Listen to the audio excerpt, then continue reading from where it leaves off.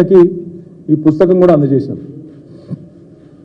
Congress party ఇచ్చింది మొన్న ఎన్నికల్లో 1-2 కాదు, సరిగ్గా 420 వాగ్దానాలు తెలంగాణ ప్రజలకు వాళ్ళు ఇచ్చింది, 420 హామీలు.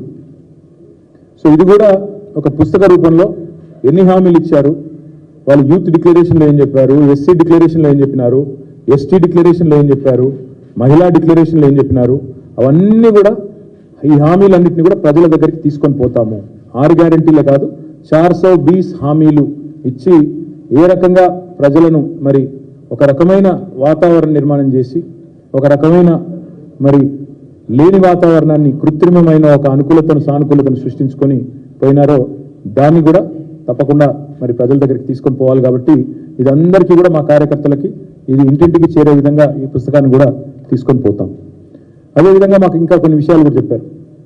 నియోజకవర్గాల వారీగా ఈరోజు పార్లమెంటు నియోజకవర్గాల వారీగా ఇక్కడ సమీక్ష సమావేశాలు ప్రతి నియోజకవర్గం నుండి ఒక 70-75 మంది ముఖ్యులు, మొత్తం కలిపితే పార్లమెంట్కి 500 మంది ముఖ్యులతో 500 నుంచి 600 మంది ముఖ్యులతో ఇక్కడ సమావేశాలు జరుగుతున్నాయి. తదనంతరం ఫాలో అప్గా మరి ఎందుకంటే ఈ సమావేశాలు 17 నియోజకవర్గాల్లో కూడా జరుగుతాయి కాబట్టి రాబోయే సంక్రాంతి తర్వాత కూడా ఇంకా ఒక 4-5 రోజులు ఈ మీటింగ్లు కొనసాగుతాయి.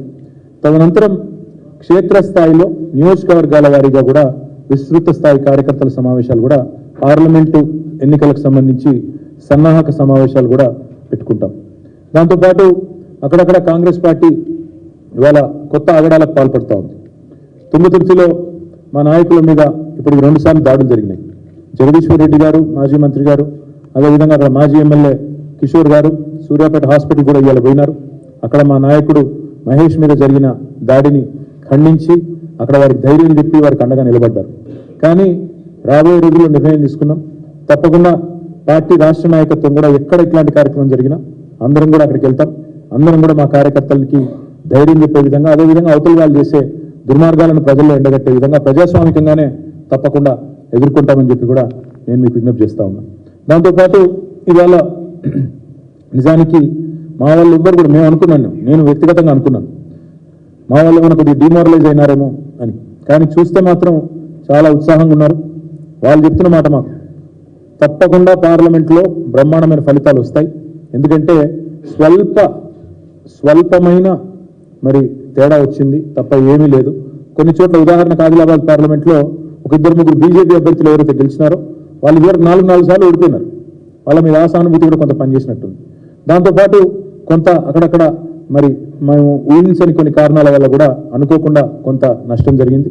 ఆ విషయాన్ని కూడా ఈరోజు మా నాయకులు మా దృష్టికి కూడా తీసుకుని వచ్చినారు. ఆ విషయంలో కూడా తప్పకుండా కొన్ని మార్పులు చేర్పులు కూడా చేసుకుంటాం.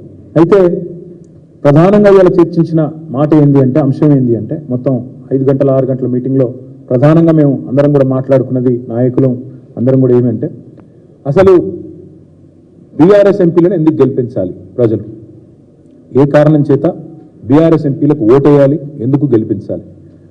బీఆర్ఎస్ ఎంపీలను ఎందుకు గెలిపించాలి అంటే, తెలంగాణ బలం, తెలంగాణ గలం, తెలంగాణ దళం పార్లమెంట్లో ఉండాలి అంటే, తెలంగాణ అన్న మాట అక్కడ ధైర్యంగా ఉచ్చరించబడాలి అంటే, తెలంగాణ ప్రయోజనాల కోసం రాజీ లేకుండా కొట్లాడాలి అంటే, తెలంగాణ ప్రయోజనాల కోసం పేగులు దిగేదాకా అవసరమైతే నిలబడాలి అంటే, కలబడాలి అంటే ప్రభుత్వంతో, కేంద్ర ప్రభుత్వంతో అది సాధ్యమయ్యేది కేవలం ఒక బీఆర్ఎస్కే తప్ప కాంగ్రెస్ పార్టీకో బీజేపీకో ఎంత మాత్రం కూడా కాదు.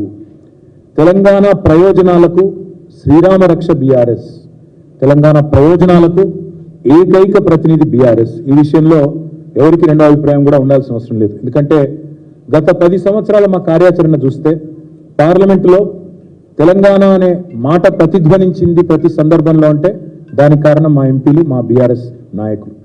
ఢిల్లీలో తెలంగాణ వాయిస్ అంటే బీఆర్ఎస్ అనే మాట అందరికీ తెలుసు. ఇవాళ కాంగ్రెస్ కానీ బీజేపీ కానీ మరి అన్ని రాష్ట్రాల్లో ఇది ఒక రాష్ట్రంగా చూస్తాయి, కానీ మాకు ఇది ఎపి సెంటర్. మేము కూడా ఇతర రాష్ట్రాలకు విస్తరించాలనే ఆకాంక్ష ఉన్నప్పటికీ మాకు మా న్యూక్లియస్, మా ప్రధాన కేంద్రము అల్టిమేట్